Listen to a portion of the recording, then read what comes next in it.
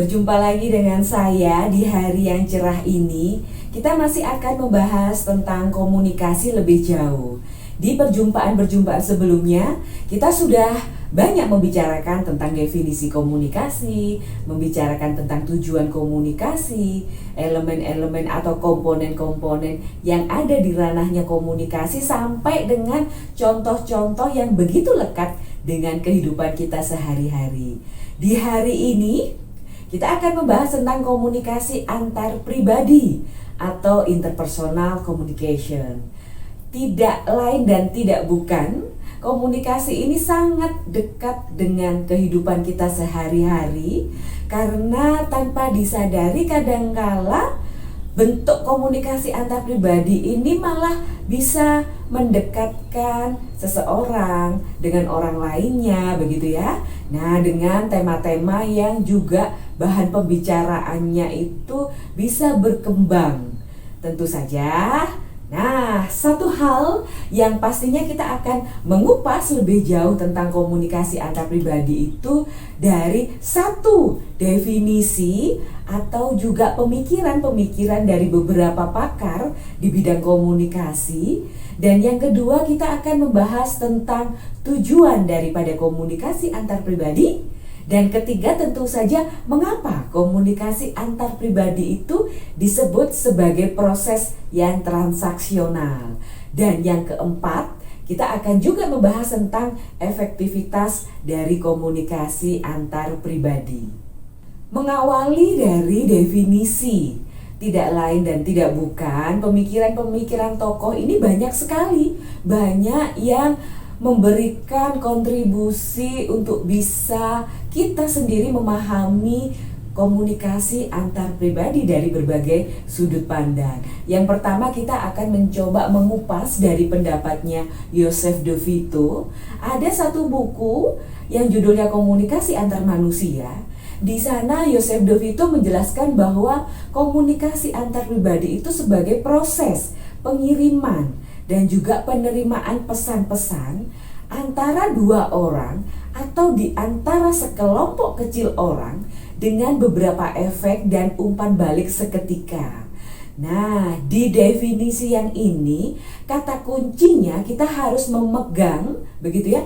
Jadi ada tetap yang namanya proses pengiriman dan penyampaian atau juga penerimaan pesan di sana. Ada orang-orang dalam jumlah tertentu, begitu, dan juga ada efek atau umpan balik seketika. Nah, berarti begitu, kalau dilihat lebih jauh, komunikasi antar pribadi itu titik tekannya tidak sekompleks bentuk komunikasi yang lain, tapi dia memiliki ciri khas yang melekat di sana, sehingga orang bisa mengatakan bahwa komunikasi yang saya jalankan itu adalah komunikasi antar pribadi. Kalau kita mau melirik pendapatnya dari Seller dan Bales, mengatakan bahwa komunikasi antar pribadi itu berkaitan dengan aktivitas menciptakan dan berbagi makna antara orang-orang dalam suatu hubungan. Nah, tentu saja ada satu pembedanya dengan definisi yang tadi disampaikan oleh Joseph De Vito. Kalau berbicara masalah definisi, berarti kita harus melihat lebih jauh dari sudut pandang yang digunakan tokoh-tokoh ini dalam mengkaji komunikasi antar pribadi. Nah, di sini itu sebenarnya menegaskan adanya sebuah aktivitas menciptakan dan berbagi makna. Berarti sama sebenarnya, ada yang namanya transfer sebuah informasi di sana. Ada sebuah hubungan yang terbangun antar satu orang dengan orang yang lainnya.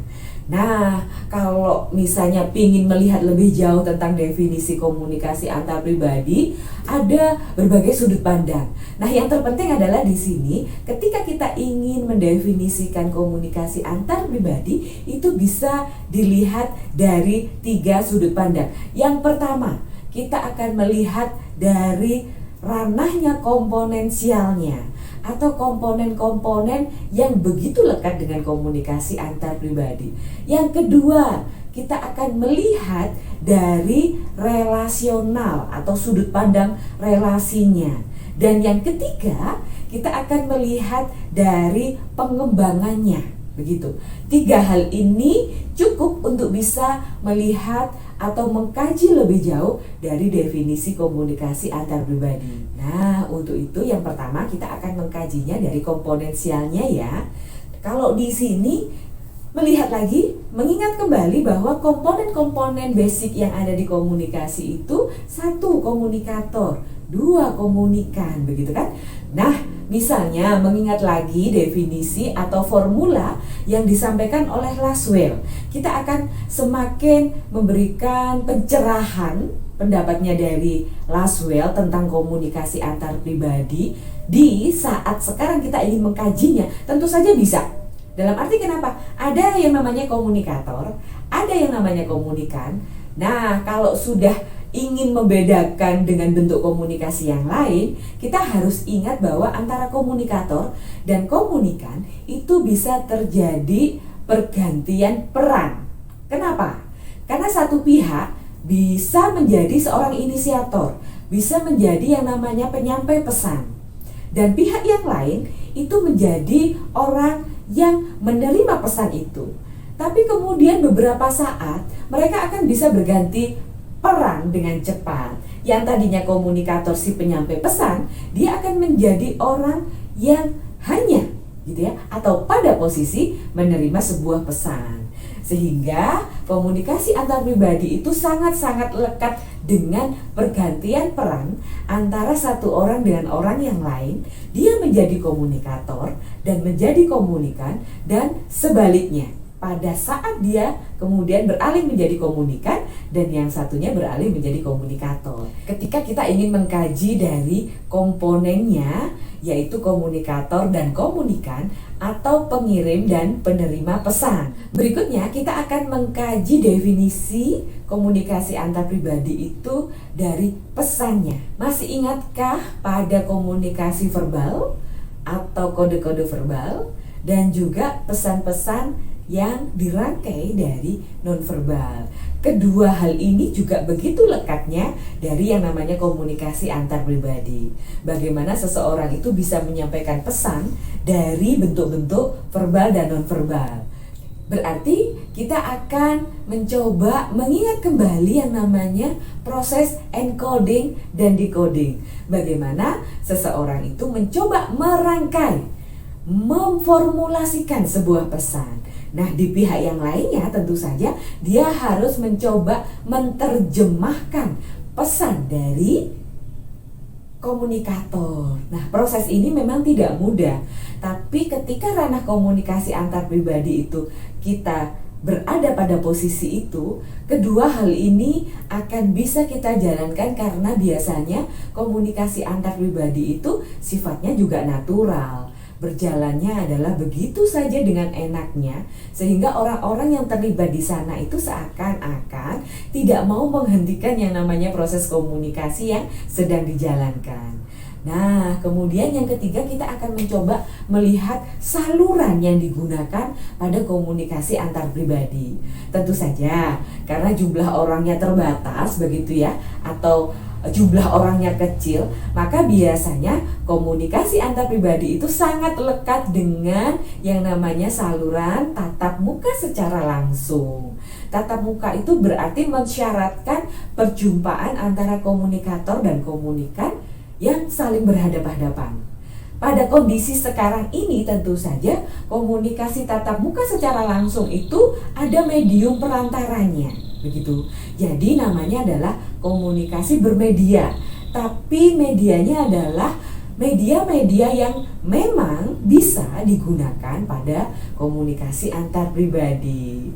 Kalau orang bisa memandang yang namanya komunikasi melalui medium handphone, melalui saluran-saluran yang itu sudah diperbolehkan untuk kemudian kita mendefinisikan bahwa saluran itu bisa digunakan untuk komunikasi antar pribadi begitu. Nah, juga komunikasi antar pribadi kalau dari komponensial ini tidak bisa lepas dari yang namanya noise atau gangguan. Baik itu gangguan yang sifatnya fisik begitu kan, gangguan psikologis begitu, atau gangguan semantik begitu. Karena biasanya satu orang dengan orang yang lain itu pada posisi yang beda-beda ketika menjadi komunikator dan komunikan. Kalau gangguan fisik sih kita akan bisa melihat itu misalnya dalam aduh hujannya deres banget sehingga kok mengganggu ya, suara saya nggak kedengaran. Atau kita agak semakin tidak nyaman ketika pada posisi kita berkomunikasi dengan teman kita atau orang lain begitu. Nah kalau dari sisi semantik biasanya akan ada yang namanya salah persepsi karena memang ada kosakata tertentu yang dari satu orang daerah dengan daerah yang lain itu punya makna yang berbeda. Nah kalau ingin mensiasati yang namanya noise, tentu saja kesiapan dari orang-orang yang terlibat dalam komunikasi itu harus bisa didedikasikan sedemikian rupa. Jadi tidak lagi pada persoalan tidak siap atau belum siap menerima komunikasi yang kita jalankan begitu ya, atau kita melakukan proses komunikasi yang sedemikian rupa. Nah tentu saja ketika kita sudah mengawali proses komunikasi, noise atau gangguan-gangguan nanti yang akan ada di depan kita itu pasti akan kita bisa siasati sedemikian rupa. Nah yang berikutnya adalah akibat atau efek itu sendiri. Jadi seseorang ketika sudah berkomunikasi tentunya akan ada sesuatu yang beda. Nah perbedaan-perbedaan ini ketika tadinya dia tidak tahu, menjadi tahu atau bahagia, semakin bahagia begitu, itu biasanya akan terlihat secara langsung. Nah kalau sudah menemukan keasikan dalam komunikasi antar pribadi, tentunya dia akan menginginkan untuk terjadinya proses komunikasi antar berikutnya, episode berikutnya dengan orang yang sama.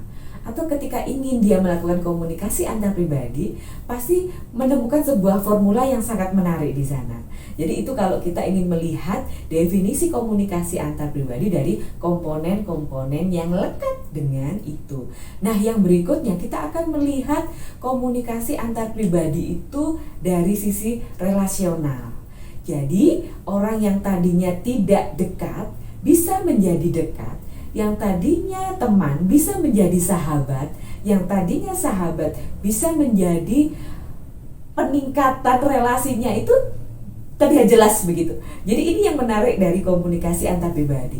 Yang tadinya dari biasa saja itu kemudian menjadi luar biasa. Nah, peningkatan dari tahapan-tahapan yang ada dalam proses komunikasi antar pribadi ini juga bisa menjadi definisi tersendiri ketika kita ingin melihat dari relasionalnya. Ada relasi yang terbangun dengan peningkatan sebuah hubungan di sana. Yang ketiga, kita akan melihat dari pengembangannya. Biasanya seorang komunikator atau komunikan itu sudah bisa mengetahui posisi masing-masing. Nah, kalau pengembangan begitu ya, itu biasanya ada peningkatan, hampir mirip dengan relasional. Kalau di sini pengembangan itu yang sifatnya impersonal, akhirnya menjadi interpersonal karena ada proses bertukar pesan di sana.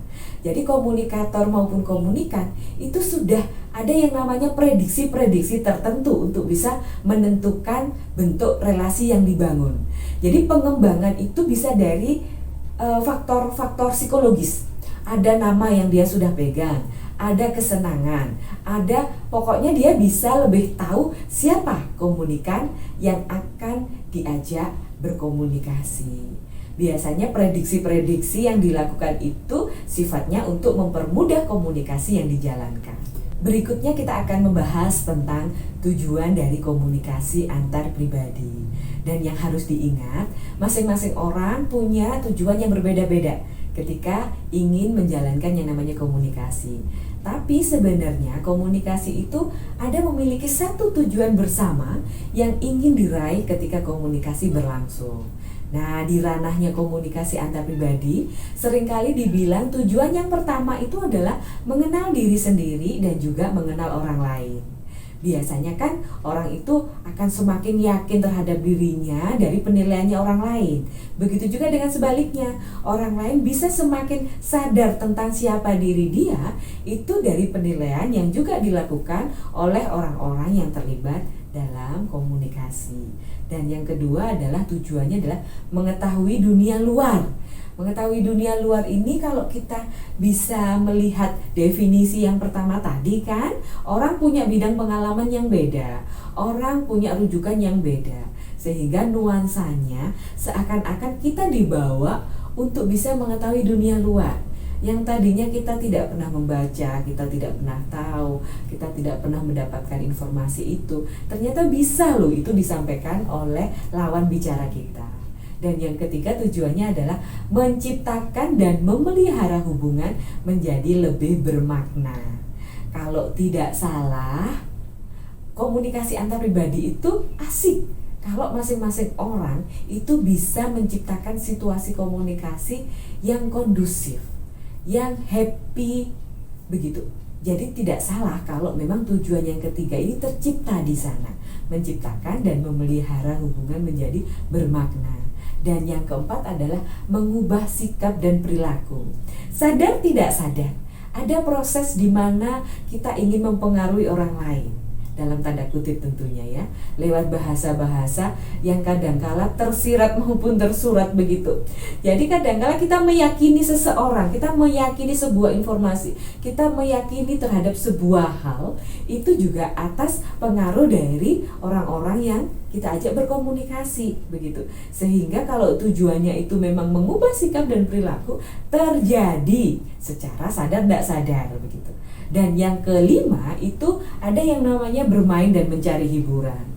Kalau lagi susah, kalau lagi banyak pikiran, ngobrol saja sama teman yang lain. Nah, sepertinya seperti itu sih kalau orang itu bisa bilang bahwa tujuan itu adalah untuk bermain dan mencari hiburan. Karena biasanya ada empati yang dibangun di sana. Ada orang itu semakin mengenal orang lain dan segala macamnya. Dan yang terakhir adalah membantu menciptakan situasi-situasi yang lebih menarik ketika kita ingin berbicara masalah komunikasi antar pribadi. Oke, selanjutnya kita membahas tentang komunikasi antar pribadi sebagai proses transaksional. Ada 3 hal yang harus kita perhatikan ketika kita ingin mengkaji tentang hal tersebut. Yang pertama adalah komunikasi antar pribadi sebagai sebuah proses. Yang kedua, komponen-komponen dalam komunikasi antar pribadi itu saling tergantung atau interdependensi. Dan yang ketiga adalah para pelaku dalam komunikasi antar pribadi bertindak dan bereaksi. Nah, kita kupas yang pertama dulu ya. Dikatakan komunikasi antar pribadi itu sebagai sebuah proses. Nah, dalam hal ini dijelaskan bahwa komunikasi antar pribadi itu merupakan rangkaian tindakan, kejadian, dan kegiatan yang terjadi secara terus-menerus. Jadi komunikasi antar pribadi itu sifatnya adalah dinamis, bukan statis. Artinya apa? Segala sesuatu yang tercakup dalam komunikasi antar pribadi akan selalu dalam kondisi yang berubah, baik pelakunya, pesannya, maupun lingkungannya. Seperti yang saya telah jelaskan di depan bahwa posisi komunikator dan komunikan itu akan bisa bergantian. Begitu juga dengan pesan yang ingin disampaikan. Nah, yang kedua adalah komponen-komponen dalam komunikasi antar pribadi itu saling tergantung. Dikatakan bahwa setiap komponen dalam komunikasi antar pribadi itu mempunyai kaitan baik dengan komponen lain maupun komponen secara keseluruhan. Nah, di sini mengakibatkan bahwa ada kalanya reaksi atau aksi itu tidak bisa diulang secara sama atau sama persis begitu. Jadi kalau orang bilang bahwa tidak mudah untuk melakukan tindakan yang sama atau sikap yang berulang atau penyampaian pesan yang sama dari awal sampai akhir. Nah, di sini dijelaskan bahwa memang komponennya adalah saling terkait. Nah, yang ketiga adalah para pelaku dalam komunikasi antar pribadi itu bertindak dan bereaksi. Nah, yang patut diingat dalam proses transaksional itu setiap orang melakukan tindakan dan memberi reaksi tindakan sebagai manusia yang utuh. Artinya adalah orang tidak dapat bertindak atau bereaksi hanya dengan mengandalkan pikiran dan emosi. Tapi di sana akan melibatkan banyak hal, pikiran, emosi, sikap, gerakan tubuh, pengalaman sebelumnya, atau faktor-faktor yang lain. Berikutnya kita akan membahas tentang efektivitas komunikasi antar pribadi. Siapa yang tidak ingin komunikasinya efektif? Nah, pastinya semuanya pingin ya. Nah, dalam komunikasi antar pribadi, efektivitas komunikasi itu bisa dilihat dari dua perspektif. Yang pertama adalah perspektif humanistik dan yang kedua adalah perspektif pragmatis. Kalau dari perspektif humanistik, itu akan membantu interaksi menjadi lebih berarti, jujur, dan memuaskan. Sedangkan kalau perspektif pragmatis, itu akan membantu mencapai berbagai tujuan yang diinginkan dalam komunikasi antar pribadi. Dua perspektif ini memiliki sub-sub yang berbeda begitu ya. Antara komunikator dan komunikan setidaknya memiliki atau menyadarkan diri untuk bisa memunculkan beberapa kondisi yang nantinya akan bisa membangun komunikasi yang efektif. Di perspektif humanistik, antara orang-orang yang terlibat di sana harus memiliki yang namanya keterbukaan. Yang kedua adalah harus memiliki perilaku suportif, kemudian memiliki perilaku positif, empati, dan juga kesamaan. Kalau ini bisa berkolaborasi dengan baik, pastinya nuansa komunikasinya akan lebih berwarna.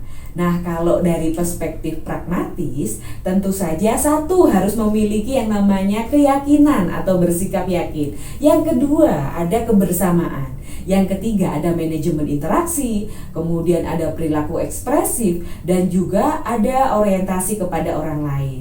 Jadi kalau dalam komunikasi antar pribadi itu, jangan hanya mementingkan keinginan dari diri sendiri untuk bisa didengarkan orang lain ya, tapi kita juga harus memahami, mencoba menerima apa yang juga diinginkan dari komunikan kita. Oke, selesai sudah kita memperbincangkan tentang komunikasi antar pribadi. Pastinya masih banyak hal yang harus kita diskusikan lebih lanjut tentang komunikasi antar pribadi. Tapi setidaknya apa yang sudah saya sampaikan di hari yang cerah ini bisa membantu teman-teman untuk bisa memahami komunikasi antar pribadi dari awal dulu. Nah, sampai jumpa pada kesempatan yang akan datang. Tetap jaga kesehatan, tetap berpikir positif untuk bisa menjadi orang yang produktif. Sampai berjumpa.